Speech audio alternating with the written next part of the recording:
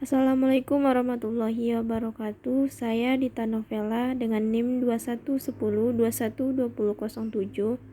Prodi Agroteknologi akan menjelaskan tentang proses terjadinya plasmolisis, deplasmolisis, serta pergerakan sel. Plasmolisis merupakan peristiwa terlepasnya membran plasma dari dinding sel karena terjadinya eksmosis atau sel ditempatkan dalam larutan yang hipertonik. Ada 3 tahapan plasmolisis. Yang pertama, plasmolisis baru jadi.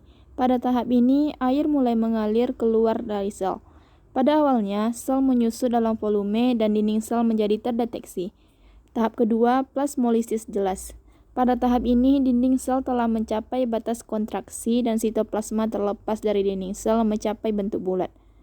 Tahap yang ketiga, plasmolisis akhir. Pada tahap ini, sitoplasma akan sepenuhnya bebas dari dinding sel dan tetap berada di tengah sel. Seperti yang kita ketahui, plasmolisis ini merupakan dampak dari peristiwa osmosis. Plasmolisis ini akan terjadi pada sel tumbuhan bila diletakkan atau terus-menerus diberi air dengan konsentrasi tinggi atau hipertonik.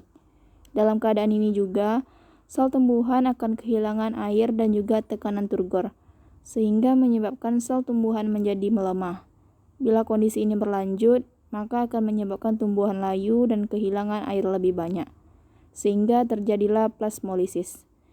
Plasmolisis dapat menyebabkan protoplasma sel terkelupas dari dinding sel, sehingga akan menyebabkan adanya jarak antara dinding sel dan membran. Nah, peristiwa inilah yang dapat menyebabkan sitorisis, yaitu runtuhnya seluruh dinding sel. Peristiwa plasmolisis ini juga dapat dikembalikan dengan cara pemberian larutan hipotonik.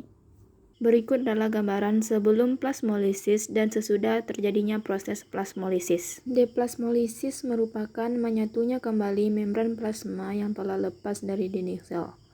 Deplasmolisis terjadi jika sel tumbuhan diletakkan di larutan hipotonik. Sel tumbuhan akan menyerap air dan juga tekanan turgor meningkat. Prinsip kerja dari deplasmolisis ini hampir sama dengan plasmolisis, tapi konsentrasi larutan medium dibuat lebih hipotonis, sehingga yang terjadi adalah cairan yang memenuhi ruang antara dinding sel dengan membran sel bergerak keluar, sedangkan air yang berada di luar bergerak masuk ke dalam dan dapat menembus membran sel karena membran sel mengizinkan molekul-molekul air untuk masuk ke dalam. Pergerakan sel merupakan salah satu ciri dari sel hidup.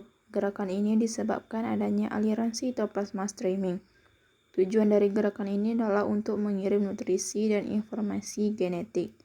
Selain itu, yang bertanggung jawab dalam gerakan ini adalah mikrobodi. Sukrosa adalah suatu bagian integral dalam mengaktifkan protein motorik yang menggerakkan mikrobodi sepanjang filamen aktin. Seluruh proses aliran dimulai dengan memecah molekul gula di dalam sel tanaman. Proses ini dikenal sebagai glikolisis. Glikolisis tidak menghasilkan banyak energi. Hanya ketika pirufat yang merupakan bentuk terionisasi dari asam 3 karbon yang disebut asam pirufat bergerak di dalam mitokondria dan terjadi apa yang disebut siklus Krebs dan proses yang dikenal sebagai semiosmosis yang menghasilkan ATP dalam jumlah yang signifikan. Pirufat dibawa ke siklus Krebs untuk menghasilkan 2 ATP dan tambahan senyawa. Semiosmosis memecah NADH dan FADH2 yang dibuat oleh siklus Krebs dan akhirnya menarik ATP keluar dari mitokondria.